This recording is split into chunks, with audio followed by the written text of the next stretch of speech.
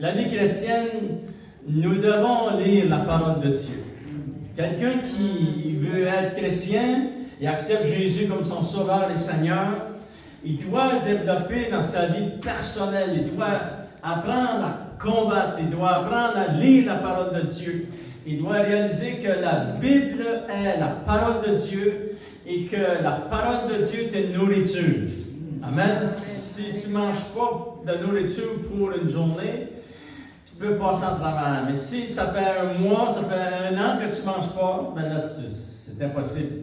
C'est comme la parole de Dieu. Si on peut passer un repas, mais il ne faut pas trop que ça dure longtemps.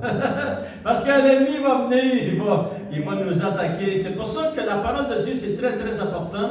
Et c'est pour ça qu'on doit ouvrir les Saintes Écritures. Et lorsque vous ouvrez la Bible, souvenez-vous que toute la parole de Dieu est inspirée de Dieu. C'est le Saint-Esprit qui a permis que nous ayons cette Bible entre nos mains. C'est un miracle qu'on ait une Bible aussi. Là. Amen. C'est pas venu par hasard. Les hommes se sont révoltés, les démons étaient déchaînés pour pas qu'on ait de Bible. Mais gloire à Dieu. Alléluia. Nous avons la parole de Dieu et c'est vraiment, nous voulons la protéger. Nous voulons la garder, qu'elle puisse aussi être écrite sur les tables dans notre cœur. Amen. Alléluia. Et ce soir, on commence une nouvelle série d'enseignements enfants de Dieu. Si vous avez votre Bible, on tourne, s'il vous plaît, ensemble dans Jean. On va lire Jean chapitre 16, verset 7 jusqu'au verset 15. Gloire au Seigneur. Et le titre de cette série d'enseignements, et je vais vous encourager vraiment, si vous manquez une réunion, vous pourrez l'écouter sur la chaîne YouTube, c'est très très important. Jésus avait dit ceci, il est avantageux pour vous.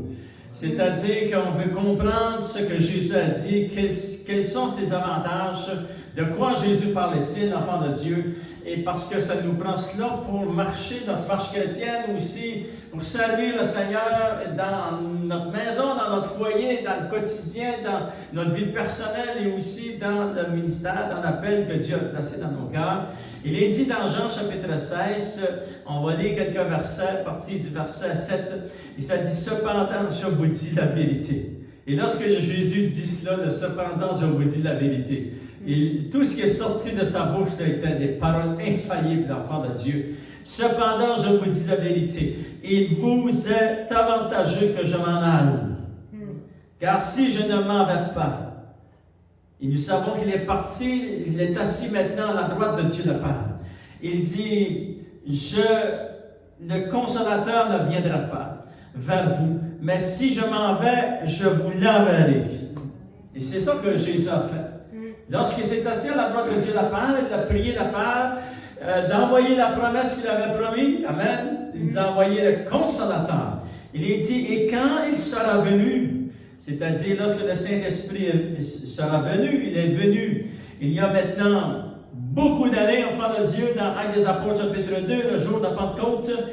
Le Saint-Esprit a commencé cette œuvre en ce temps-là. Il continue jusqu'aujourd'hui, il va continuer en tout temps, enfant de Dieu. Il convaincra le monde en ce qui concerne le péché, la justice et le jugement.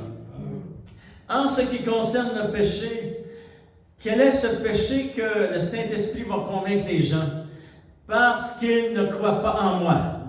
Ça, c'est le péché le plus grand qu'un être humain peut accomplir. C'est qu'il ne croit pas en Jésus. Voyez-vous? Ça fait que le Saint-Esprit va le convaincre. En ce qui concerne le péché, parce qu'il ne croit pas en moi. La justice, parce que je m'en vais au Père et que vous ne me verrez plus. Le jugement, parce que le prince de ce monde est jugé. J'ai encore beaucoup de choses à vous dire. Mais vous ne pouvez pas les porter maintenant. Quand le Consolateur sera venu, l'Esprit de vérité. Qu'est-ce qu'il va faire? Il va vous conduire. Il vous conduira dans toute la vérité. Car il ne parlera pas de lui-même, mais il dira tout ce qu'il aura entendu. Il vous annoncera les choses à venir. Il me glorifiera parce qu'il prendra de ce qui est à moi et vous l'annoncera. Tout ce que le Père a est à moi. C'est pourquoi j'ai dit qu'il prendra de ce qui est à moi et qu'il vous l'annoncera.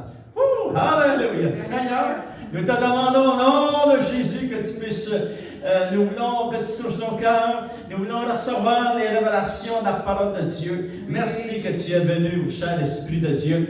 Tu es bienvenu dans ton Église, dans nos vies personnelles. Merci que tu nous enseignes les Écritures comme la parole de Dieu l'avait dit, Jésus nous l'avait dit. Il vous conduira dans toute la vérité. Seigneur, on te demande de bénir cette série d'enseignements. On veut apprendre beaucoup de choses, Seigneur, oh Dieu, surtout apprendre à te connaître. Et au nom de Jésus, nous t'avons prié. Amen. À lui soit la gloire. Alléluia. Jésus avait dit, il vous est avantageux que je m'en aille.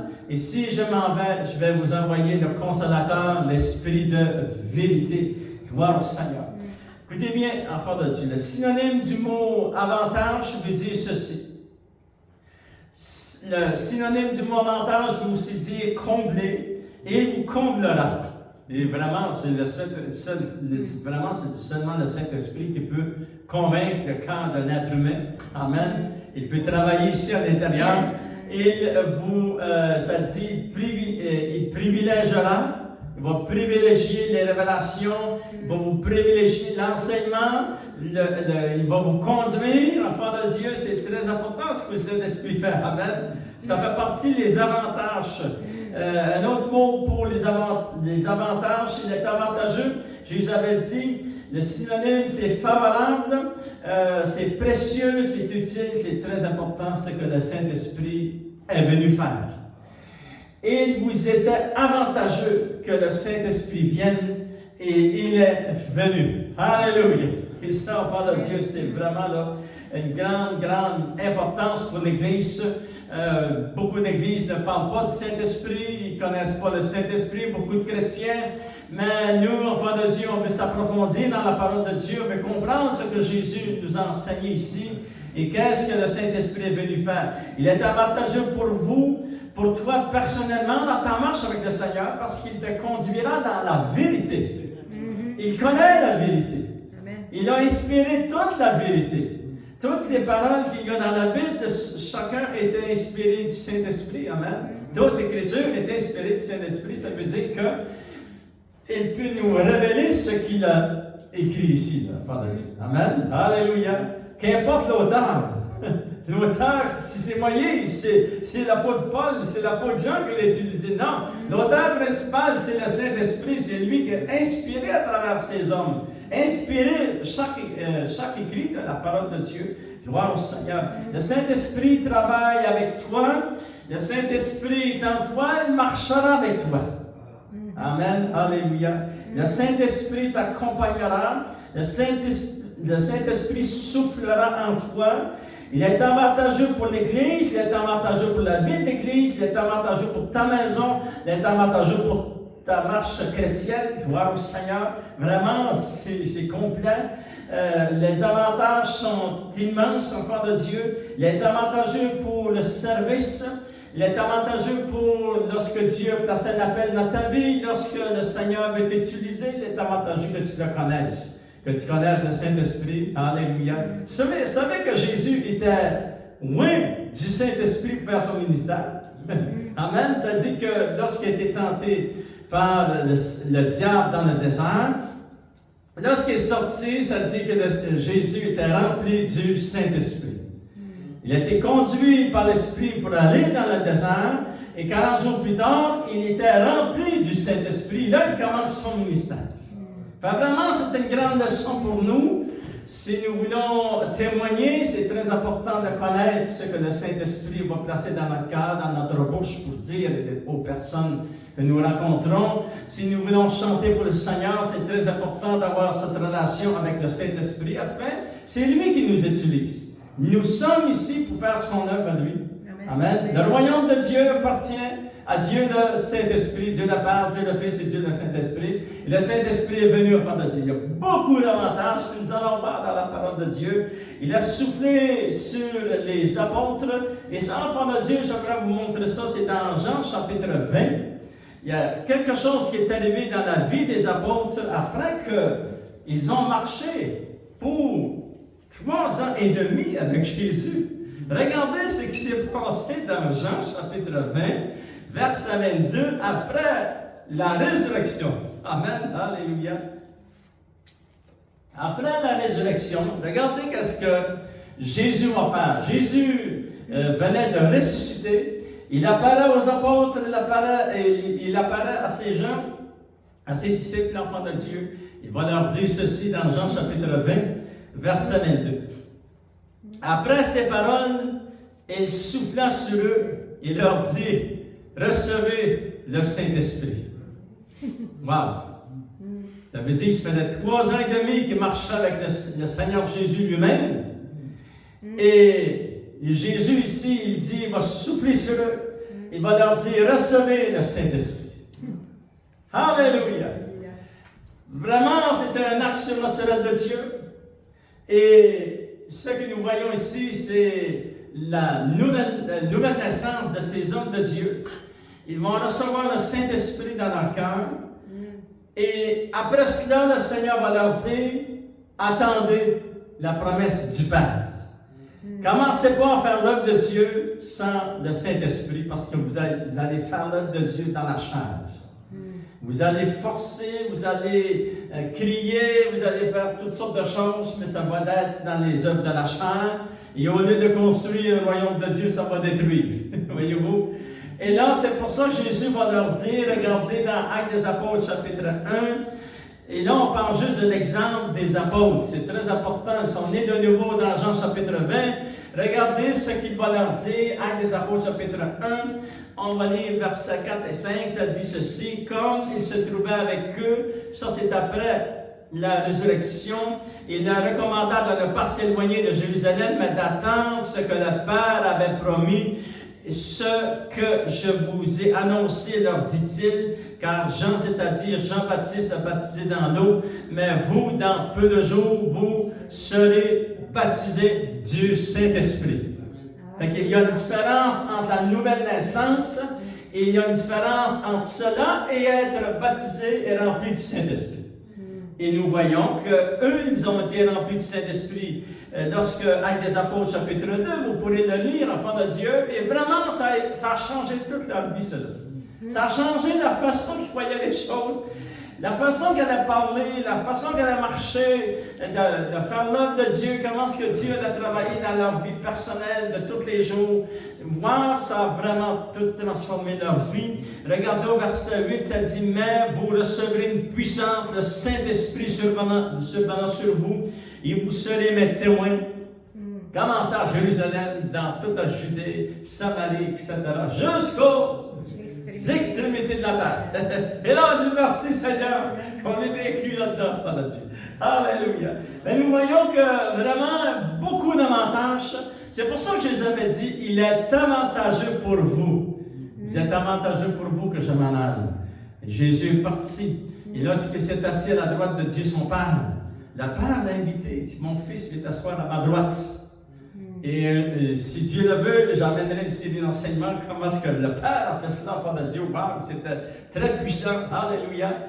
Et Jésus a demandé au Père d'envoyer le Saint-Esprit.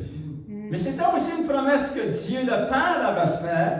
Il avait promis d'envoyer l'Esprit de Dieu, le Saint-Esprit, alléluia. Et c'était vraiment, vraiment important pour comprendre, enfant de Dieu, pleinement ce que Jésus nous enseigne concernant la venue du Saint-Esprit. Nous devons saisir cette grande vérité que nous allons regarder pour quelques minutes. Alléluia, c'est très, très important quand nous réalisons cela. C'est que le Saint-Esprit manifeste la présence de Dieu, le Saint-Esprit manifeste la puissance de Dieu. C'est lui qui touche. Alléluia. C'est lui qui nous a touchés. Amen. Alléluia. C'est lui qui nous guérit, qui nous restaure, qui nous encourage, qui nous fortifie.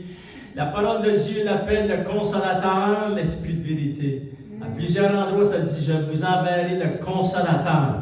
Le Seigneur avait raison. Il savait que nous avions besoin d'être consolés, le consolateur, l'esprit de vérité, enfant de Dieu. Le Saint-Esprit, enfant de Dieu, va changer la vie des apôtres, va changer la vie, notre destinée à nous aussi. Alléluia.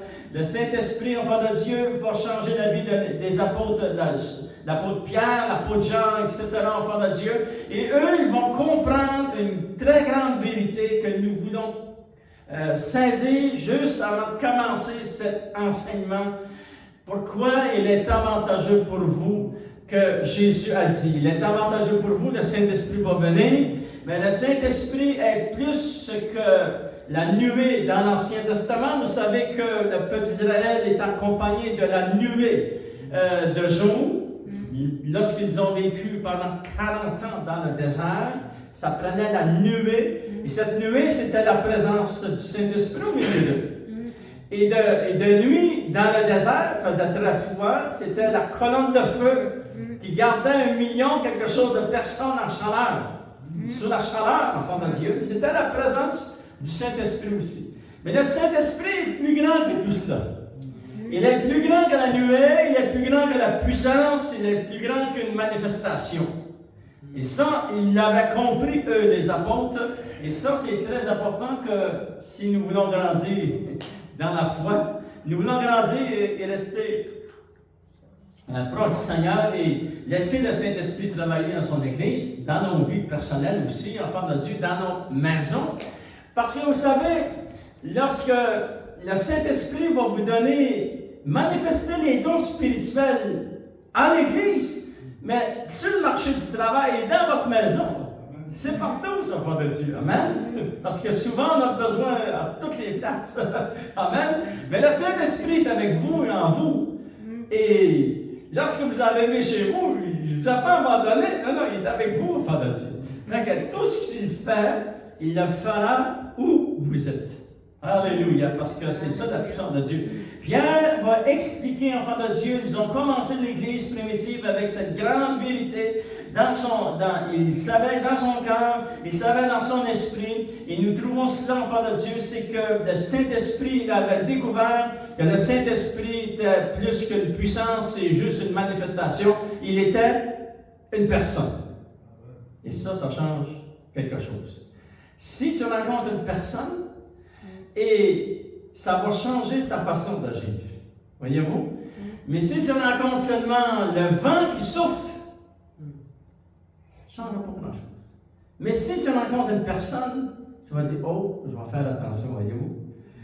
Eux, ils savaient que lorsque le Saint-Esprit est venu dans les Apôtres chapitre 2, ça dit qu'un grand bruit s'est fait, enfant de Dieu, le ciel s'est ouvert, le Saint-Esprit est entré dans la chambre haute, mais eux, ils avaient compris que le Saint-Esprit était plus grand qu'un vent, plus grand qu'un bruit. Le Saint-Esprit était une personne. Regardons cela, on va commencer cette série d'enseignements avec cette pensée. Alléluia. Et puis, qu'on puisse la saisir, cette pensée, qu'on puisse réaliser vraiment que le Saint-Esprit est une personne qui marche avec nous, enfant de Dieu. Il ne t'abandonnera pas. Il est avec toi, il t'accompagne, il vit avec toi. Et c'est pour ça que Jésus va dire, il vous conduira, il vous enseignera. Jésus utilise le pronom, la troisième personne du singulier en parlant du Saint-Esprit. Il dit « il ». C'est parce qu'il est une personne. Il est quelqu'un. Amen. Regardons dans les Apôtres chapitre 5, une grande vérité que l'apôtre Pierre va expliquer. Et nous savons qu'ici, dans les Apôtres chapitre 5, verset 1 jusqu'au verset 4, ça nous parle du péché d'Ananias et de Saphira. Mais je ne vous parle pas de ce péché ce soir, je vous parle de la révélation que Pierre va expliquer. Dans ces quelques versets, on va les lire, enfants de Dieu, parce qu'on veut s'arrêter sur la pensée qu'il va décrire qui est la personne du Saint-Esprit. Amen. Regardez, Actes des Apôtres, chapitre 5, verset 1, ça dit « Mais un homme nommé Ananias, avec Saphira, sa femme, vendirent une propriété et retinrent une partie du prix. » Ils auraient pu garder l'argent s'ils voulaient, mais ils ont menti à l'apôtre Pierre. Et ça dit, enfant de Dieu, verset 3, Pierre lui dit, Ananias, pourquoi Satan a-t-il rempli ton cœur au point que tu mentes au Saint-Esprit et que tu aies retenu une partie du prix du champ? S'il n'eût pas été vendu, ne te le reste-t-il pas? Tu n'auras pas eu besoin de mentir. Mais il dit, tu as menti au Saint-Esprit. Regardez au verset 4, il dit ceci. Mais à la fin du verset, il dit, ce n'est pas à des hommes que tu as menti, mais à Dieu. Ça fait que l'apôtre Pierre avait compris que cette personne, la puissance du Saint-Esprit qui était rentrée dans la chambre haute était une personne. Et c'était la personne, la troisième personne de la Trinité. C'était le Dieu le Père, Dieu le Fils et Dieu le Saint-Esprit. Il dit, tu as menti au Saint-Esprit et tu as menti à Dieu. C'est-à-dire que le Saint-Esprit est Dieu.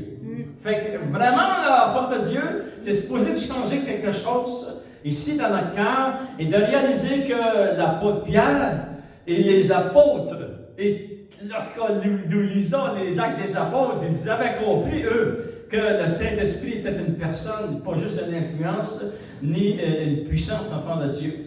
Alléluia. Ils connaissaient que celui qui était venu dans la chambre haute était plus que le baptême du Saint-Esprit. Le baptême du Saint-Esprit, très important. C'est lui qui baptise du Saint-Esprit de feu. Alléluia. C'était celui qui est la source du baptême du Saint-Esprit. Il était venu, gloire au Seigneur.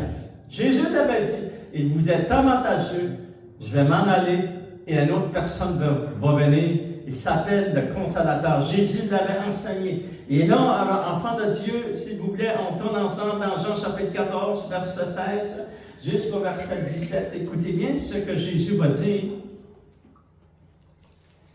Il dit ceci, Jean chapitre 14, verset 16, « Et moi, je prierai le Père, et il vous donnera un autre Consolateur, afin qu'il demeure éternellement avec vous. » Amen. Fait que demain matin, le Saint-Esprit ne sera pas parti. Non, non, non. Il est avec vous éternellement. C'est-à-dire, même lorsque nous serons dans la présence totale de Dieu, avec lui au troisième ciel et devant le trône de Dieu, le Saint-Esprit sera encore là. Parce qu'éternellement, c'est puissance enfant de Dieu. Il est dit ceci au verset 17, « L'Esprit de vérité que le monde ne peut recevoir parce qu'il ne le voit point. Et ne le connaît point, mais vous le connaissez, car il demeure avec vous, il sera en vous. » Vraiment, ça, c'est la nouvelle naissance. Lorsque nous avons accepté le Seigneur Jésus dans notre cœur, c'est le Saint-Esprit qui est venu s'installer ici. Il sera avec vous, et il sera en vous. Alléluia! C'est pour ça que, vous savez, lorsque tu as accepté le Seigneur, il y a des changements qui ont eu lieu ici. Si vraiment tu as reçu la nouvelle naissance, ça s'est fait ici à l'intérieur. Il y a tellement de changements qui s'est réalisé dans tes pensées, la façon d'entendre les choses, la façon de voir la vie. Le cœur a été transformé. Pourquoi? C'est parce qu'il y a eu un miracle. Et ça, c'est le Saint-Esprit qui a fait ça. Et là, tu me dis, oh, merci Seigneur. Alléluia. Amen. Le Jésus me dit ceci, verset 16, « Et moi, je prierai le Père, et il vous donnera un autre consolateur. » Le mot consolateur ici, enfant de Dieu, veut dire, ça veut dire, il est l'esprit de vérité. Le mot grec qui est utilisé ici, consolateur, ça veut dire paraclé. Le mot paraclé signifie, il est un avocat, un défenseur, il t'aide, il t'assiste, il te donne des conseils, il te protège, il est ton consolateur, il est ton conducteur, il est ton allié, il intercède, il te soutient. Amen. Wow! Ça, c'est le mot consolateur. Lorsque je suis sorti de la bouche de Jésus, c'est ça que Jésus voulait dire. Le Saint-Esprit est ton avocat, il est ton défenseur, ton aide, ton assistant, ton conseiller, ton protecteur, ton consolateur, ton conducteur, ton allié, et c'est vraiment cela que le Saint-Esprit est venu faire dans notre vie. Il est notre allié pour marcher notre marche chrétienne, enfant de Dieu, afin que nous puissions réussir. Ce que Jésus enseigne et que Pierre a confirmé, c'est que le Saint-Esprit est Dieu. Le Saint-Esprit est la troisième personne de la Trinité. Le Saint-Esprit a les mêmes attributs que Dieu le Père et Dieu le Fils. Les mêmes attributs divins. Alléluia. Et là, enfant de Dieu, on doit réaliser que c'est très puissant. Dieu est très puissant, il est tout puissant. Dieu le Père est tout puissant, Dieu le Fils est tout puissant. Tout-Puissant, Dieu le Saint-Esprit Tout-Puissant. C'est pour ça que nous voyons la main de Dieu dans nos vies. Pourquoi? C'est parce que le Saint-Esprit qui est avec nous, qui est en nous, qui nous entoure, qui nous aide, qui marche avec nous, il est plus grand que toutes les circonstances qu'on peut rencontrer, les difficultés de la vie. Tu es encore joyeux aujourd'hui parce que tu sais que ton nom est écrit dans le livre de vie. C'est un miracle que ton nom est écrit dans le livre de vie. Ça ne s'est pas fait tout seul, ça forme de Dieu. Ça ne s'est pas fait à ta naissance. Ça ne s'est pas fait à la nouvelle naissance que tu as vécue. Ça ne s'est pas fait la semaine passée. Ça ne s'est pas fait le mois passé ni l'année passée. Ça s'est fait avant la fondation du monde. Dieu t'avait choisi. Alléluia. Mais vraiment, avant le Dieu, wow! Seigneur, ça dépasse mes attentes. Ça dépasse mes attentes, Seigneur, que tu as prononcé mon nom devant le trône, devant la signorie de la Trinité, devant le Père, le Fils et le Saint-Esprit, avant la fondation du monde. L'homme n'a pas eu rien à faire, l'enfant de Dieu. Quand on dit merci, Seigneur, c'est parce que si l'homme avait eu quelque chose à faire, peut-être qu'il ne nous aurait pas choisi, mais Dieu, il nous a choisi. Amen. Pourquoi est-il important que nous saisissons cette grande révélation que les apôtres avaient découvert que le Saint-Esprit qui était venu dans la chambre haute était plus que la puissance, parce qu'il contient aussi la puissance. Il contient le feu de Dieu, alléluia, et il manifeste la présence de Dieu, mais il est une personne. Alléluia. Regardez, enfants de Dieu, les caractéristiques d'une personne. Vous savez, pour que tu sois une personne, il y a des qualités en toi qui font de toi une personne. Et c'est la même chose pour le Saint-Esprit. Il est une personne et la parole de Dieu nous explique qu'il est vraiment une personne. Jésus a parlé du Saint-Esprit comme une personne dans Jean chapitre 15, verset 26. Vous avez gardé votre doigt dans Jean chapitre 14, chapitre 16. Maintenant, lisons au chapitre 15, verset 26, enfant de Dieu. Il est dit ceci. Il est dit, quand sera venu le Consolateur? Souvenez-vous, le mot consolateur veut dire le paraclet de Dieu, qu'il est notre allié, notre défenseur, le consolateur, alléluia, l'intercesseur. Ça dit, quand sera venu le consolateur, que je vous enverrai de la part du Père, il s'appelle aussi l'Esprit de vérité, qui vient du Père. Il rendra témoignage de moi. Et c'est ça que le Saint-Esprit, c'est son mandat. C'est pour ça qu'on parle souvent, on parle de Jésus. Parce que le Saint-Esprit rend témoignage de Jésus, tout ce qu'il a fait. Vous savez, enfants de Dieu, nous croyons que Christ est ressuscité d'entre les morts. Pourquoi? On a tellement d'assurance que Christ est ressuscité. Excusez. C'est parce que le Saint-Esprit témoigne ici à notre esprit. Et souvenez-vous dans les Apôtres chapitre 5, versets 28, 29, 30, ça dit ceci. Le Saint-Esprit est témoin de ces choses. C'est-à-dire que 2000 ans passés à la croix de Golgotha, le Saint-Esprit a vu Christ crucifié. Il a vu toutes les paroles qu'il a dites. Lorsqu'ils l'ont placé dans le tombeau, lorsqu'il est ressuscité d'entre les morts, il est témoin de cela. Il a témoigné ici à ton esprit. C'est pour ça que tu peux dire, je sais que Christ est ressuscité sans l'ombre de doute. Nous savons qu'il est ressuscité parce qu'il a témoigné ici. Il est témoin, enfant de Dieu. Alléluia. Le Saint-Esprit, vraiment, c'est très puissant d'avoir reçu le Saint-Esprit. Alléluia. Il rendra témoignage. Il témoignera de Jésus. C'est vraiment cela qu'il a fait. Maintenant, regardons, enfant de Dieu. Nous avons vu que le Saint-Esprit est Dieu et qu'il est la troisième personne de la Trinité.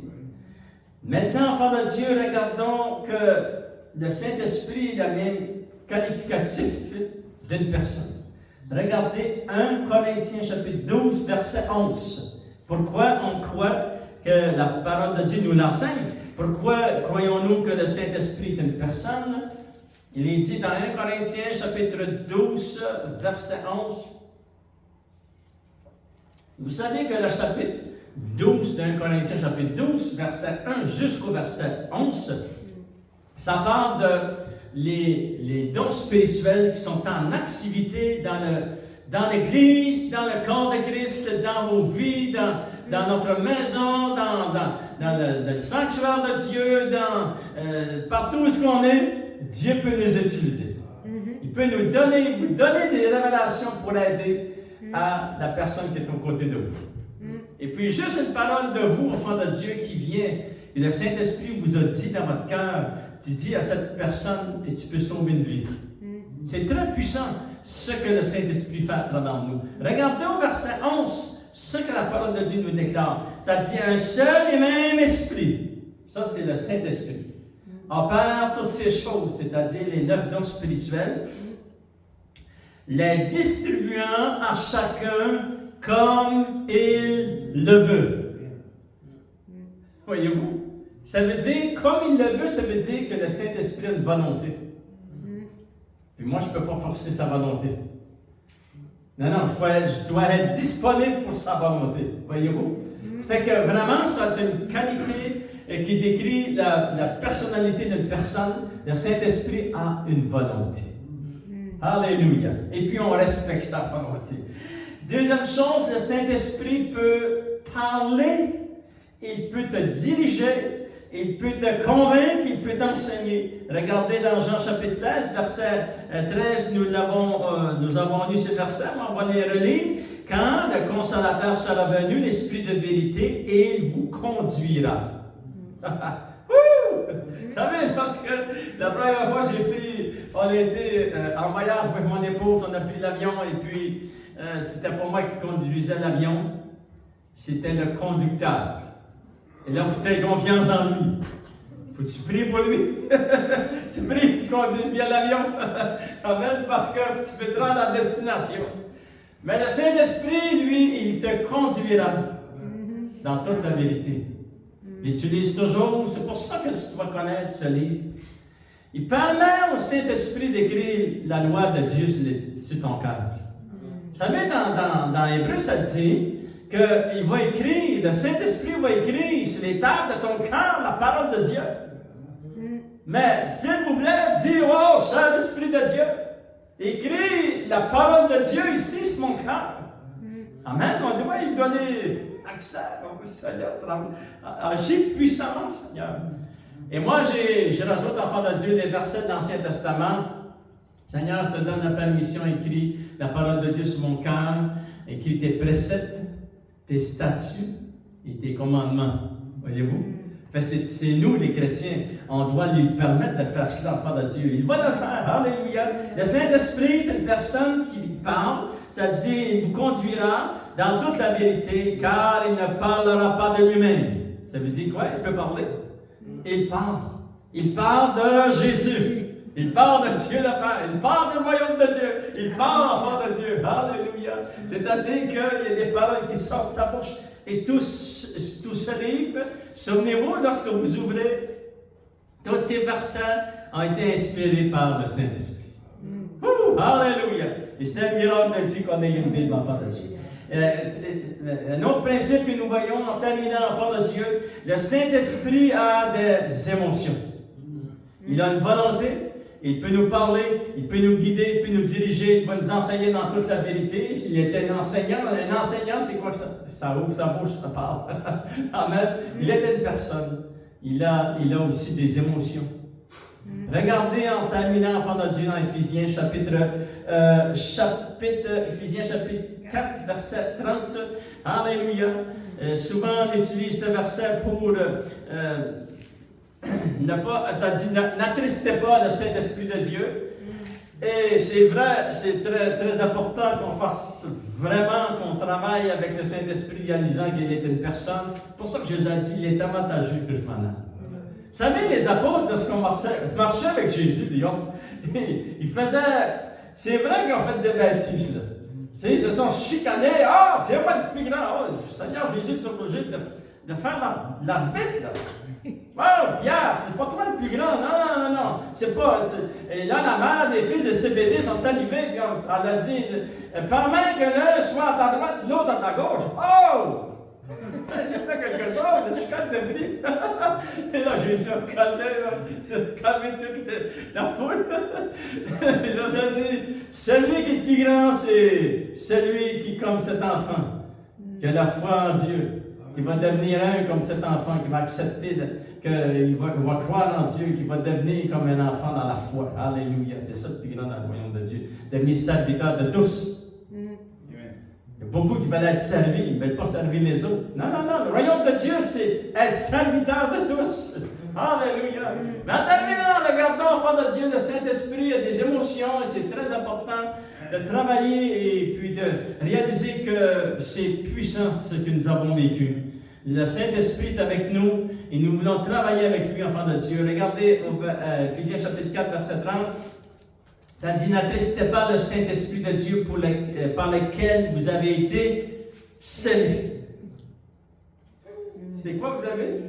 Vous avez été scellés pour le jour de la rédemption. Alléluia! C'est puissant ce que le Saint-Esprit a fait. Il nous a scellés. Ici, ce corps, cet esprit, cette âme, parce que vous avez trois parties en vous. Vous avez votre corps, votre âme et votre esprit, tout a été scellé.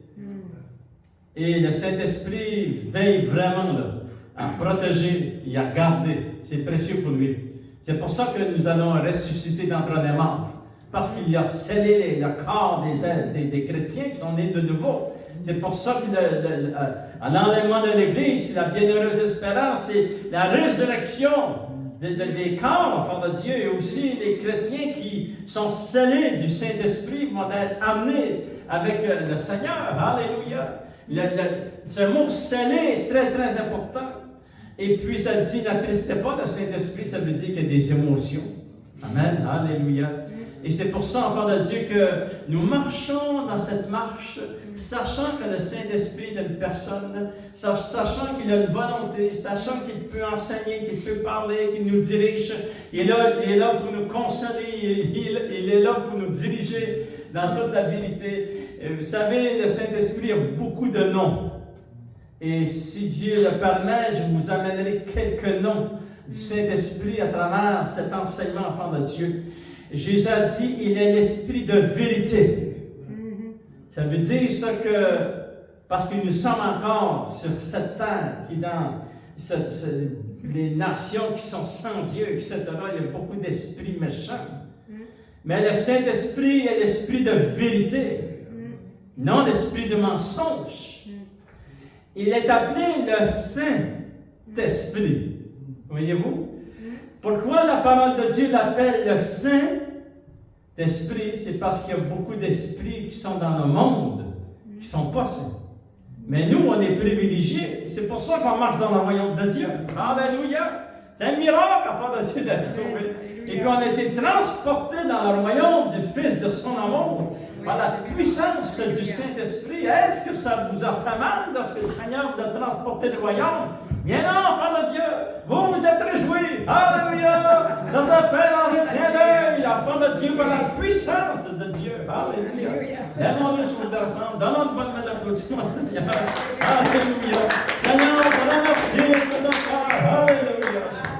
Merci Jésus. Seigneur Jésus, nous voulons te remercier. C'est vraiment très apprécié tout ce que tu nous enseignes dans les Saintes Écritures. Et Seigneur, nous te demandons, Seigneur, au nom de Jésus, tu avais raison, Seigneur. Tout ce que tu as dit était infaillible et très important. Nous le croyons, nous le savons, que tu nous avais dit, il est avantageux pour vous. Et oui, nous l'avons vu un peu ce soir, tous les avantages. Et on te remercie de tout notre cœur. Nous voulons apprendre à marcher proche de ton cœur, Seigneur, oh Dieu, proche de la parole de Dieu et dans la prière, Seigneur, et de développer cette relation d'amitié avec toi. Seigneur, que tu puisses bénir ton peuple et tes enfants. Et cette série d'enseignements, nous voulons, Seigneur, oh Dieu, vraiment entrer dans les Saintes Écritures et découvrir ta puissance et découvrir ton nom et ton royaume et marcher dans la plénitude de la puissance de Dieu. Seigneur, au nom de Jésus de Nazareth, je demande de bénir ton peuple et tous ceux qui entendent le message de la parole de Dieu. Et Seigneur, oh Dieu, nous voulons utiliser aussi les révélations que tu nous donnes, les vivre, les expérimenter. Bénis ton Église et au nom de Jésus, nous t'avons prié. Et tout le peuple de Dieu dit Amen. Alléluia. Dieu bénisse, enfants de Dieu. Manquez pas notre réunion dimanche. Gloire au Seigneur. Amen.